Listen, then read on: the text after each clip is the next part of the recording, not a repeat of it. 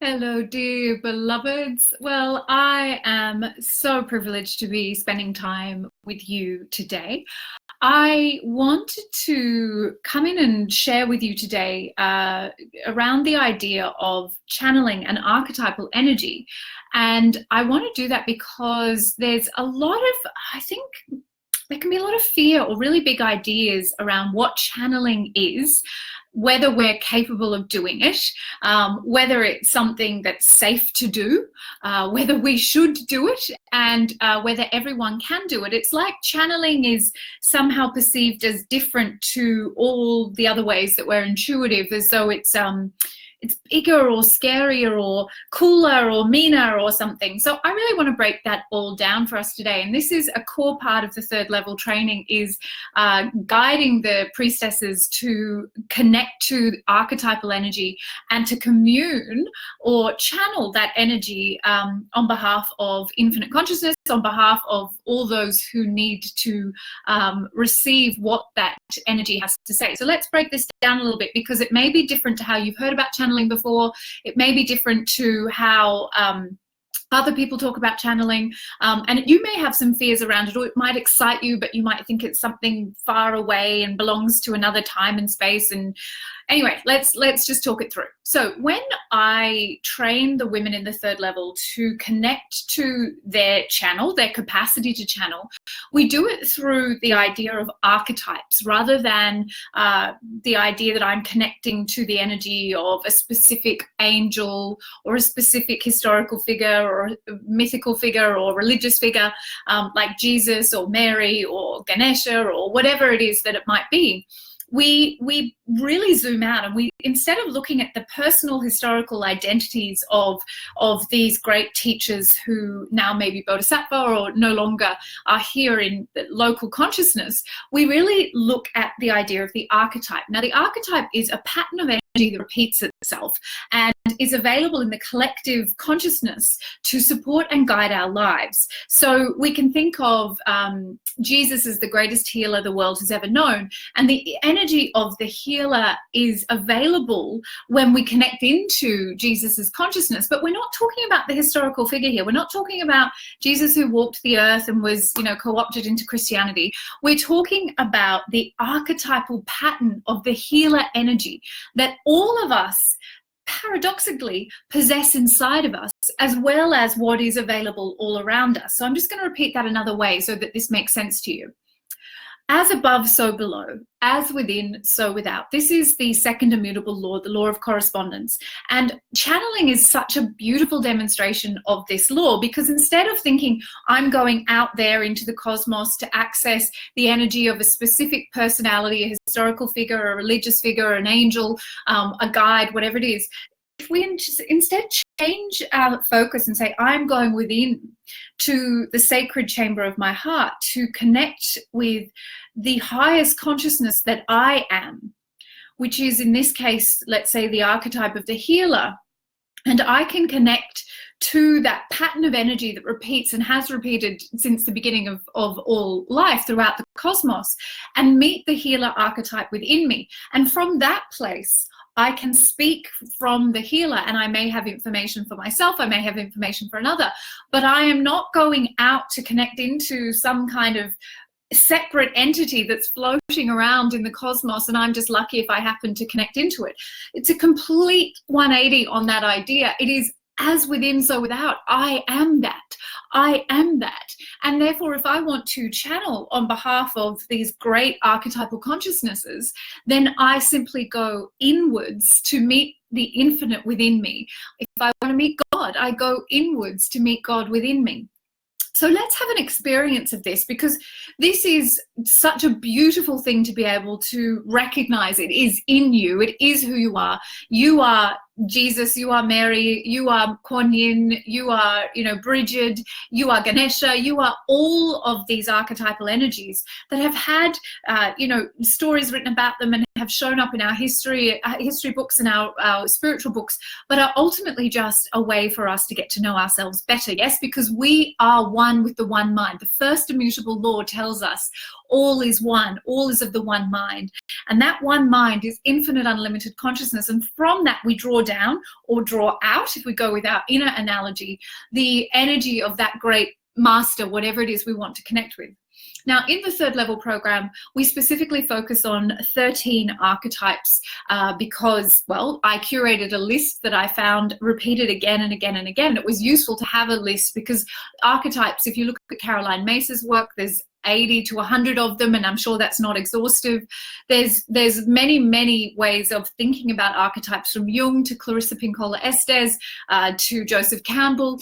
But I have curated or drawn together a list of 13 sacred archetypes, the sacred 13.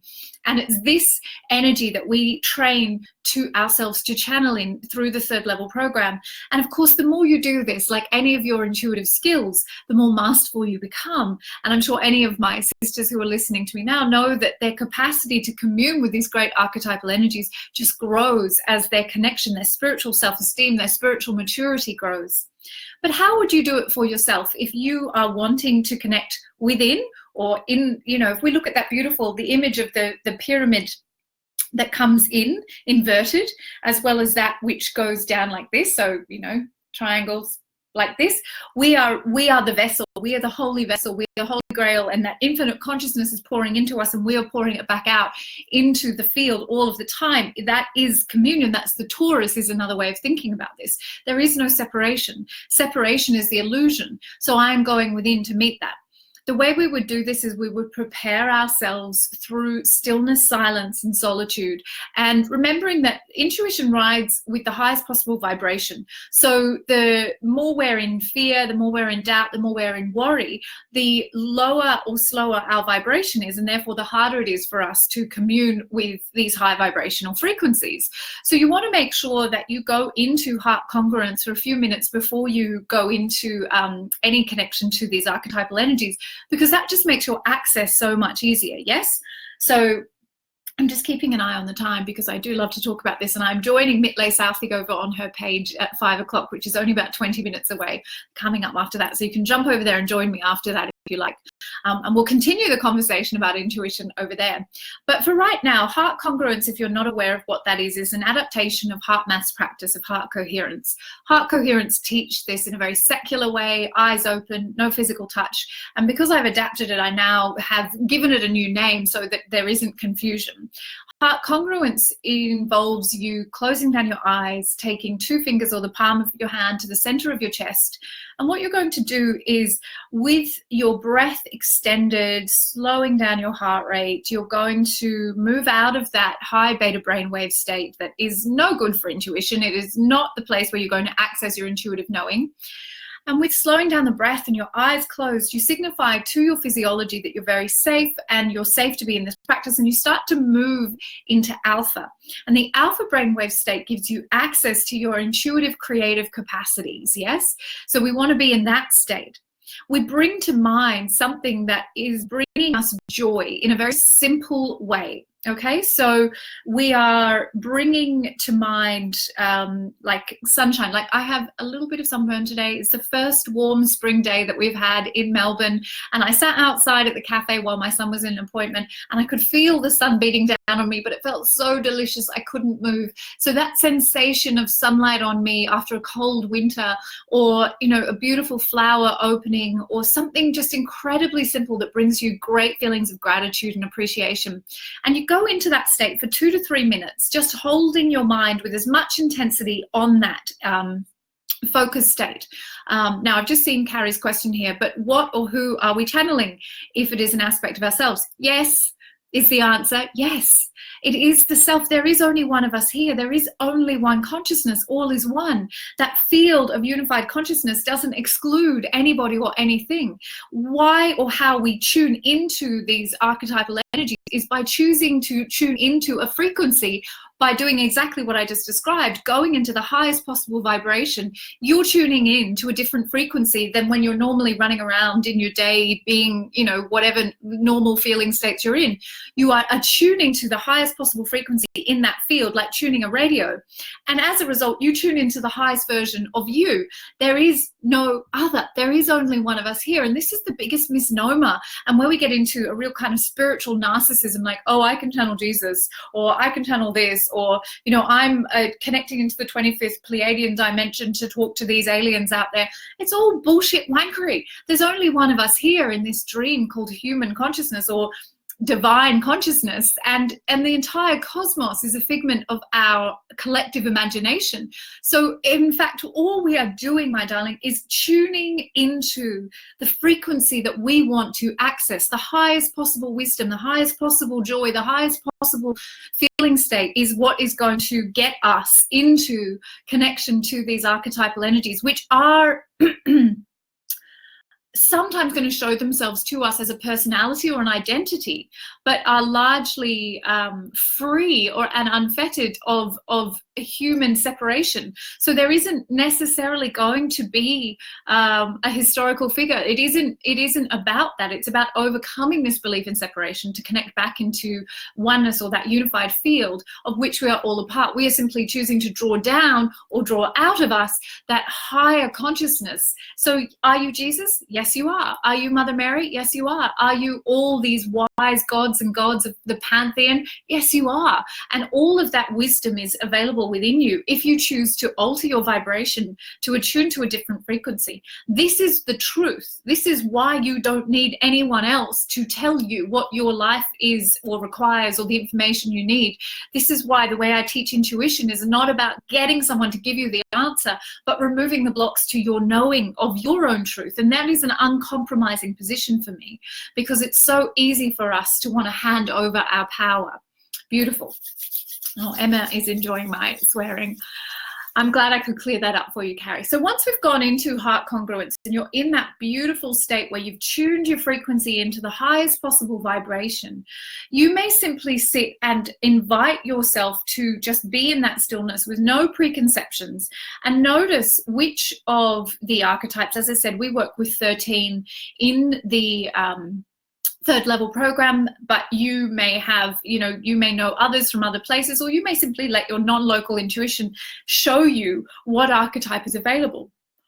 So the energy of the alchemist healer has already shown herself today, and I find I never mention anything casually or unintentionally. I don't necessarily know that I'm doing it, but I tune into these who's around even before we begin. And the alchemist healer is the energy that's showing itself to me today. And that energy of the alchemist healer is feeling to me to be here both for me personally, and of course our highest service is always to the self, because the self is the one that we are serving. There's only one of us here. But you may feel there's also information for, if you're in a group setting, if you're in a circle, if you are invited and have consent, vital.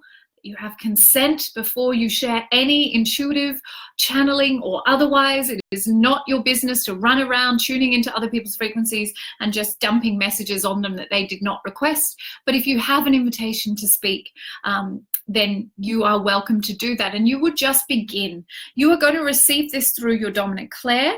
I have information about how you can figure that out if you don't know already. Mine is clairsentience.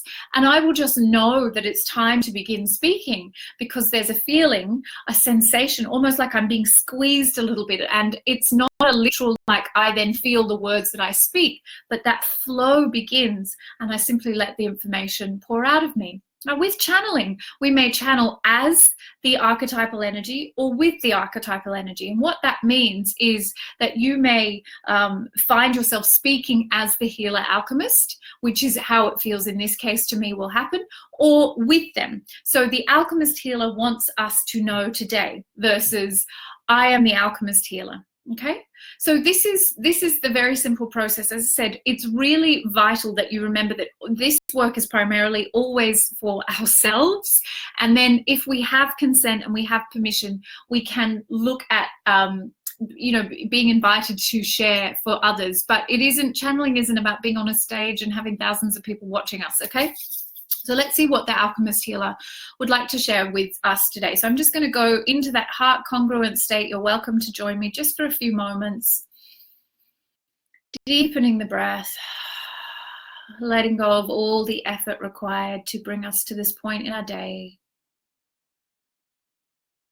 With every breath in and out, with the eyes closed, I feel myself moving more and more into alpha, away from that incoherent beta brainwave state. Focusing on that sense of pleasure and joy from sitting in the sunshine today, and I feel my vibration shifting higher and lighter.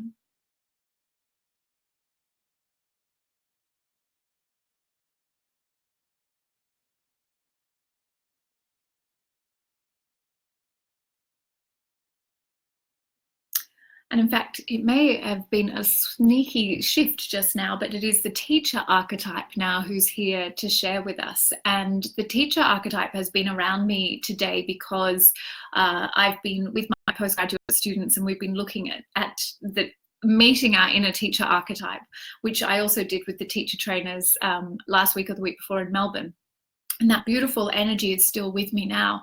And the teacher archetype is going to let me speak on her behalf. And she would like all of you who are here now to recognize that the time is now for you to move out of the shadow side of the student who is constantly accumulating new knowledge, new information, taking, lots and lots of great wisdom from the world without doing the other side of your duty or responsibility, which is to share that knowledge and information with the world. So the teacher and the student are very much one and the same.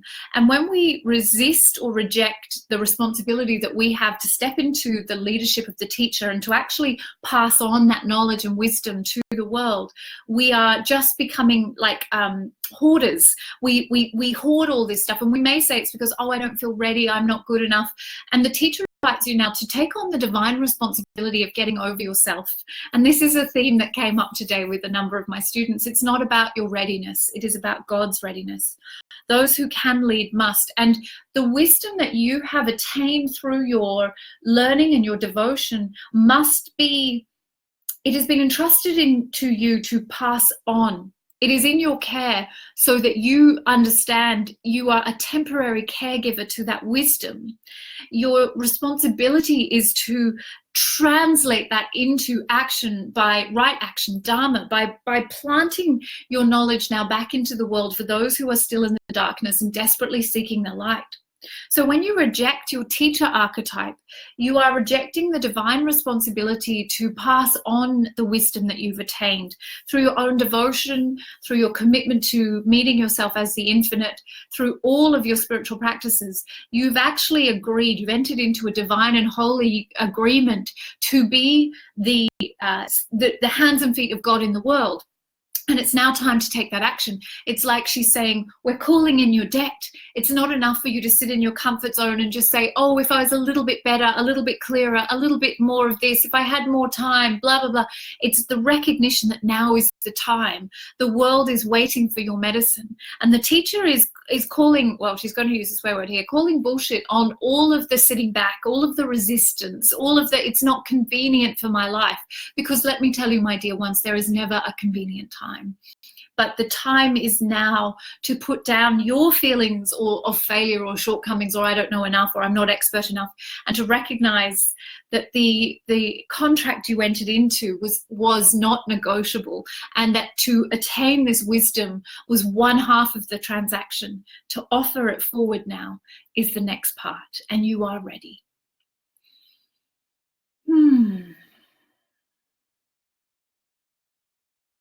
So that is the teacher archetype, and there was a little bit of speaking with and speaking as going on there, but her energy, as I said, you'll notice there may be a theme to your day, and that it's not actually as difficult as you might think it is to connect into who am I going to receive to channel today. And as I said, the responsibility you have is not to do this without consent, but to recognize that your job is to absolutely know that if you are going to share, that you you have that permission. If you're going to go up to someone, don't do that. That's not a great idea. But oftentimes this information is simply for you, or you can use Facebook. It's a brilliant platform to get to, share your wisdom. Thank you for letting me share that with you. The third level interviews are now open. This, of course, is a tiny little taster of what is a year-long journey to become that master channel, to embody the energy of the archetypes, to live and breathe them so that you may bring their medicine through to the world and you're never confused about who is there or what do they want to share. This year is truly transformational and specifically taking you into the priestess, mystic, leader archetype so that you may emerge as the most powerful intuitive guide that there is, and to truly cause transformation in the lives of those you serve.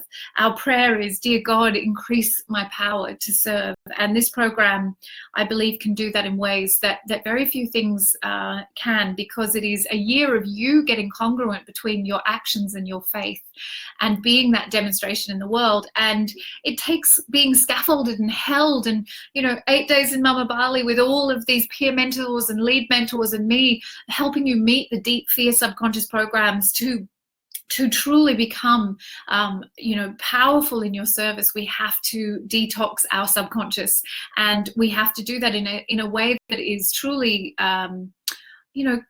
systematic. There are ways that we can accelerate our awakening, and to be of service to the world now is the calling that those who can lead must. We must not wait. The time is now. And I will share the link to book your interview in the comments. Please don't hesitate if you want to spend some time with me and get to know me, work out if this is the next best step for your life, because the priestess archetype is waking up in a really big way on this planet right now. And I am calling home my daughters of Mariam, the women who have walked this path with me before, and we have big things to do. And I am so, so honored I get to serve you. It is my privilege to serve you, and I'll see you again very soon.